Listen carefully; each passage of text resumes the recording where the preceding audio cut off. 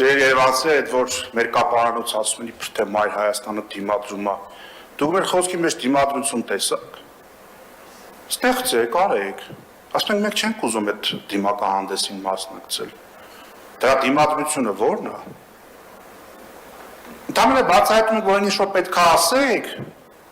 արդեն նախ դուք գիտեք, որ վարեմության հիմքով մի զգալի մասը չեք կարողանալու հետ բերել։ Ընդհանրապես համեկով ռեպորտաժներ եք ցույց տալու։ Այն մի մասն էլ ում հետ որ փոխկապակցվածա ձեր հետ սերտաճել են այս 18 թվականից հետո։ Այդտեղ որտեղ եք տենում դիմադրություն։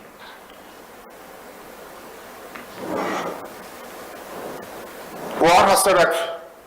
կոռուպցիայի հետ սերտորեն առնչվող հովանավորչության հետ շատ լավ հարաբերությունների մեջ գտնվող իշխանությունը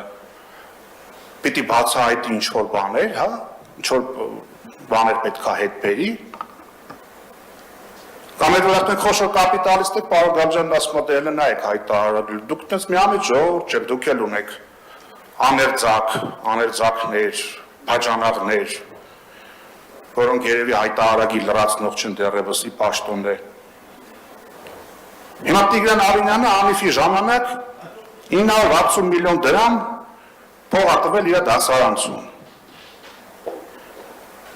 Paramount-ին ելակ աճեցնելու համար։ CFW-ն կնոջ ընկերուհունն է, 1.5 միլիարդ դրամ փող է տվել։ Հիմա ինչ-որ մեկը մտածում է, որ այդ մարդու ադմինիստրացիան գնալու է ինչ-որ բան բացահայտի։ Ես նոր մատնացույց արեցի Հովսեփյան Նարվանի եւ նախին քաղաքապետից մեկի հետ փոխկապակցված բաներ։ Դուք դրանց հետ շատ մտերիմ եք։ Բերողը դուք եք դիմադրողը, մենք բերեք։ Բերեք, այսքան վատ որ չեք բերել, հիմա եք բերելու։ Անդրադառնալով առհասարակ այդ դենետանալիզմի, չգիտեմ, գույք պարտքի դիմաց, դուք մի իշխանություն եք, որը հայրենիք իշխանության դիմաց սկզբունքով է պաշտոնավարում։ Ուզում եմ հատուկ հիշեցնել, այդ արդիականությունը չի կորելու, այդ խարանը մեր ճակատից դեռևս չի մաքրվել։ 2021 թվականի փետրվարին, երբ որ Հայաստանի Հանրապետության զինված ուժերի գլխավոր շտաբը անվստահություն հայտնեց Նիկոլ Փաշինյանին եւ պահանջեց հեռանալ, երկիր մոլորակի վրա ընդամենը մի կետից պաշտոնական անկառայից է եկել օֆիցիալ բան, սատարում։ Դա հնարավոր չի, դա գնահատական չի, դա որակում չի, դա փաստ է։ 21 թվականից վեր Հայաստանը ունեցել է թուրքի պահած իշխանություն։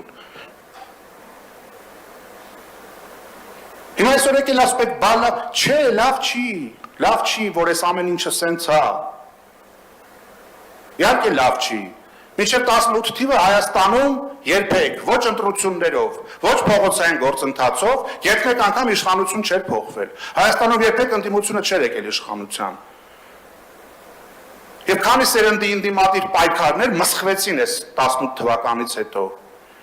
Ինչքան մարդիկ, ինչքան զրկանքներ տարան, ինչքան ռեպրեսիաների ենթարկվեցին։ 100,000-ավոր մարդիկ ողողել էին փողոցները, նույնիսկ այն մարդիկ, ովքեր ավելի սենց հարմարվող, մի քիչ վախեցած վիճակներում էին, մարդկանց մեջից դուրս եկավ այդ կաշկանդվածությունը եւ 18 թվականին շատ մեծ վստահության քվեստացակ։ Արդյունքում ինչ ունենք։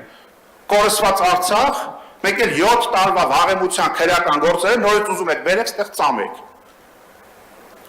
Ով որ վերցրել է, գրպանել է իր անունով, իր բարեկամների անունով վերցրել է հանրային գործը, գլուխը պատին է տվել։ Բայց գլուխը պատին է տվել նաև այն իրավապահը, ով որ պարտակել է։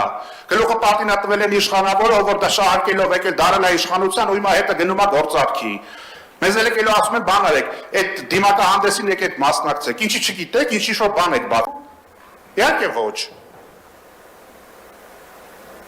Ինչ է այդ գործ, այսինքն ուզում եք ասեք, որ մեր իրավական դաշտը, օրենսդրությունը չի տալի այն գործիքակազմը, որ ակնհայտ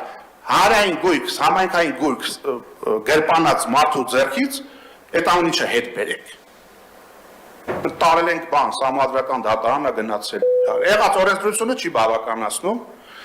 Սիրելի երևանցիներ, այս դժնդակ օրերն էլ կանցնեն կգնան եւ Հայաստանը կունենա վերածննդի հնարավորություն։